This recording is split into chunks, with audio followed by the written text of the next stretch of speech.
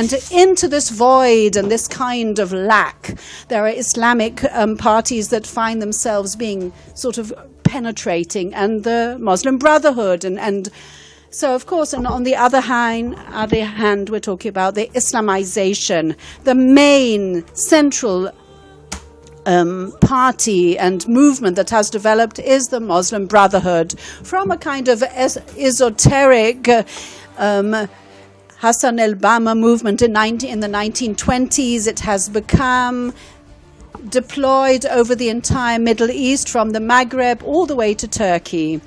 And we're talking, if we're enumerating various areas wherein those brothers are actually in the regime, Egypt, Turkey, where the Muslim Brothers are, and of course the Gaza Strip. They are partners in the coalition, in the government, Tunis, Morocco, Libya, and those places where they are now spiraling, and their strength is, and the gathering momentum, that is Syria, Jordan, for example, and they're even with less sort of the armed forces even. So we're talking about a strengthening of this movement, and it's not the only one that is acting actually in this region. They are dominant in everything across the board. Not only a political Islam, we're talking about nutrition, welfare, everything.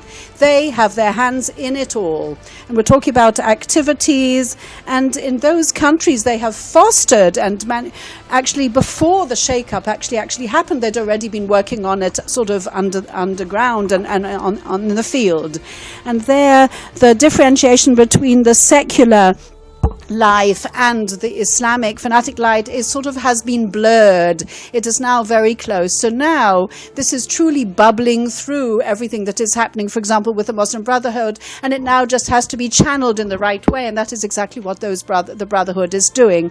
Actually, from the taking of the opportunity, tapping the potential, these Muslim Brotherhood movements are acting in order to preserve two things and to strengthen two things. On one hand, to actually promote the agenda of these Muslim Brotherhood movements, and so that it would be an halachic kind of state. And this new definition of Egypt as a democratic state that is based on Ashura, on the consultancy, the religious consultancy, is actually an expression of all that, and that council.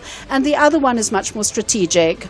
On the other side, we're talking about countries that are acting in order to strengthen their stronghold in the regimes, if we're apropos democracy, so that the democracy won't easily be able to remove them and topple them the moment they have that stronghold there, as it happened in the Gaza Strip and in Turkey. But Zahar, for example, had authorities to validate, just recently, I'm not going to analyze it, to validate those laws that the Egyptian government actually legislated. And that is alongside the journalists who have been incarcerated in Egypt and Turkey and in other places, just inter alia. Now, these two trends are strengthening the Muslim Brotherhood all over the Middle East. Alongside that, the fact that these parties, headed by the Muslim Brotherhood in Egypt and the Gaza Strip and Tunisia recently, they're now moving over into the driver's seat, makes them responsible. They're